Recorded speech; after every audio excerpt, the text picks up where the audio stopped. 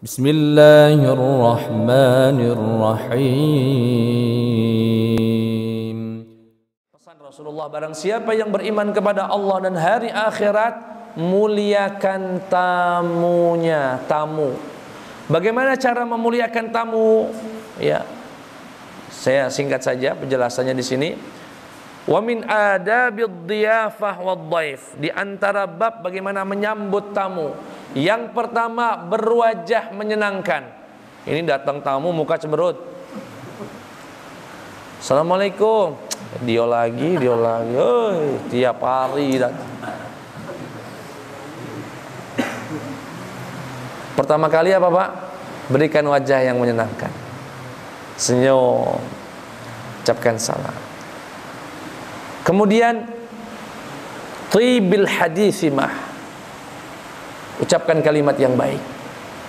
Assalamualaikum, waalaikumsalam. Masya Allah, masuk, silakan. Kemudian wal mubadarah bi ihdari ma tayassaru 'indahu min ta'amin wa syarab. Kemudian bersegera menghidangkan apa saja dulu yang kelihatan. Ada air minum. Jo.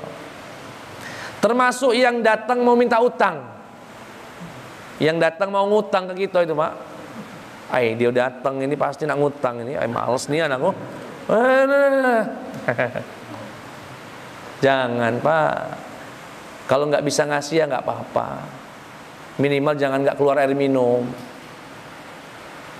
Walaupun dia datang mau.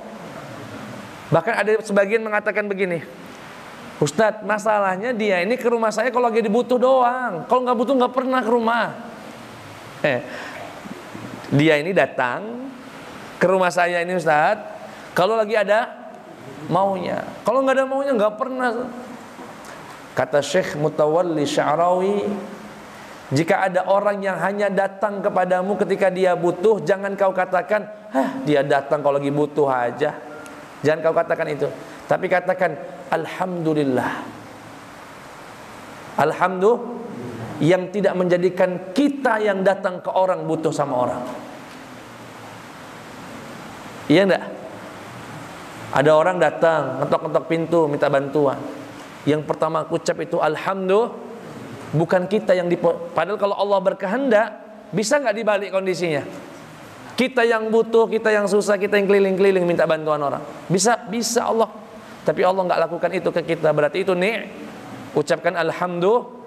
Bukan gerutu, bantu indah gerutu yo. Bantu enggak, marah ya.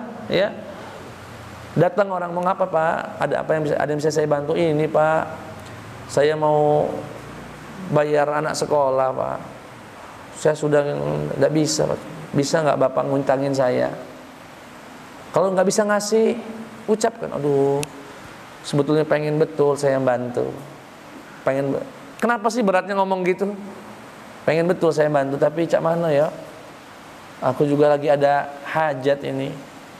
Tapi jangan lupa ngeluarin air minum. Keluarkan minum. Keluarkan nih. Bahkan saya dulu diajarkan guru punya trik. Kalau dia mau ngutang 10 juta atau mau ngutang 1 juta misalnya. Kalau kita lihat-lihat nih ya, di terawang, ini caknya uang udah bakal bayar, susah nih bakal nariknya kagak. Malah ribut be. Iya kan? Ada enggak yang macam itu? Ada, Pak ya? Ya mungkin Bapak kenal dengan dia, orang ini dikenal susah bayar utang misalnya. Gimana? Kalaupun nggak bisa ngasih utang, berilah 20.000 apa 50.000. Aku enggak pacak ngutangi, tapi ini ada rezeki sedikit. Bagus. Dia keluar dari rumah kita tidak dalam keadaan tangan kosong. Terlebih kalau kita sadar, kita juga kadang-kadang datang ke Allah ketika kita butuh saja, ya kan? Kita ke Allah kapan sih nangis-nangis itu? Pas lagi, Bu.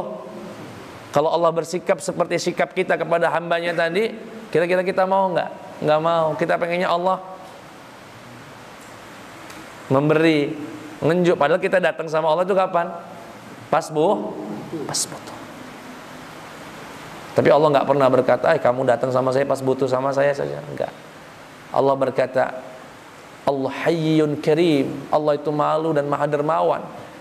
Akan mengembalikan kedua tangan orang yang menengadahkan tangannya sifran khaibatain, tangan kosong dan nggak ada apa-apanya, nggak mungkin. Kalau sudah begini sama Allah, pasti ada yang dapat. Insya. Apalagi sunnahnya di hari pertama tamu ya, berikan makanan bahkan melebihi dari makanan untuk keluarga kita di hari pertama. Dan sebetulnya uang Palembang ini lah menerap ke, kalau kita datang ke rumah orang untuk hari pertama keluarga lo isi dapur, alhamdulillah, itu sunnah itu. Hari kedua, ketiga sama dengan apa yang kita berikan kepada anak-anak kita. Kalau di hari pertama datang tamu dari Bengkulu, dari Lampung, dari Jawa, datang ke sini ke rumah kita nak nginap, maka di hari pertama hidangkanlah sesuatu melebihi dari apa yang biasa kita hidangkan kepada keluarga kita. Yang tidak pernah selama ini minum susu, berikan susu. Yang selama ini cuma makannya telur sama ikan, tambah lagi, tambah kerupuk misalnya. Yang selama ini buat pempek dewek, sekali-kali buat pempek yang agak mahal dikit, dan seterusnya. Berikan yang lebih. Di hari kedua dan hari ketiga sama, apa yang kita berikan kepada tamu adalah yang kita berikan kepada anak dan keluarga kita, tanpa memaksa. Kenapa? Kata Rasulullah, ad-diyafah, menghormati tamu, salasatu ayyam, 3 hari. Wa jaizatuhu, yang terbaik yang kalian berikan kepada tamu, yaumun wa lailah, 1 hari 1 malam. 2 hari berikutnya itu sedekah. Hari pertama itulah penghargaan, kemuliaan yang kita berikan kepada hari kedua dan ketiga itu sedekah dari kita buat beliau, buat tamu kita. Itu adab bagi orang yang menjadi tuan rumah. Tapi Islam juga tidak sekedar mengatur tuan rumah, tapi mengatur juga yang apa tamunya? Ya, adabnya orang yang mau bertamu, alla yudhiqa au yudayyiqa ala mazurihi wa la yuz'ijah. Wa min at-tadyiqi an yamkutha 'indahu fawqa 3 ayyam aw yamkuth 'indahu wa huwa yash'ur annahu laysa 'indahu ma yudayyifuhu bih. Adab orang yang bertamu, tidak nginap lebih dari 3 hari. Tidak nginap lebih dari 3 hari. Kalau tapi Ustaz, aku kan nak seminggu. Ya sudah, jangan nuntut lebih dari 3 hari. Jangan nuntut lebih dari 3. Cak berlagak tamu terus selamatnya. Atau kata beliau di sini, jangan membuat tuan rumah merasa nggak nyaman, merasa tidak nyaman.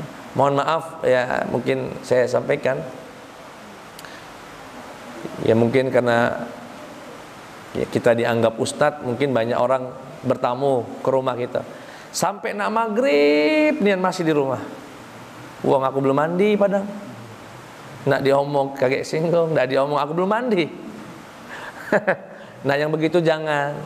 Kalau bertamu ya sudah mau maghrib jangan, terlalu malam jangan. Ya, atau dia tahu ke rumahnya saudaranya nih dari Jawa, atau kita dari Palembang mau bertamu ke Lampung tempat saudara. Sampai sana kita lihat ekonominya lagi nggak sehat.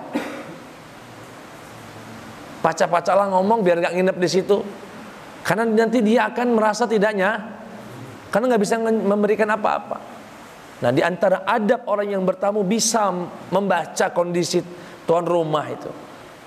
Atau tuan rumahnya sedang ribut suami sama istri, dia nggak mau keributan itu diketahui orang lain. Kita datang, caknya lagi nggak damai nih. Dari tadi kita lah setengah jam nggak teguran suami istri ini, berarti nggak sehat. Carilah penginapan di luar, nggak usah nginap di rumah itu. Ya, kata Rasulullah Sallallahu Alaihi Wasallam, wala yahillu lirajulin, tidak dihalalkan bagi seorang muslim an yuqima 'inda akhihi hatta yu'thimahu, tidak dihalalkan bagi seorang muslim bermukim di rumah saudaranya sampai membuat saudaranya berdosa, sampai membuat saudaranya para sahabat bertanya, kaifa yu'thimuhu, bagaimana, apa yang kau maksud ya Rasulullah, tamu membuat pemilik rumah berdosa itu gimana? Tinggal di situ padahal dia tahu tuan rumah nggak bisa ngasih apa-apa. sengaja nginep, padahal kita tahu dia nggak punya apa-apa yang bisa dihidangkan untuk ini sudah tahu masih nginep nambah pulau.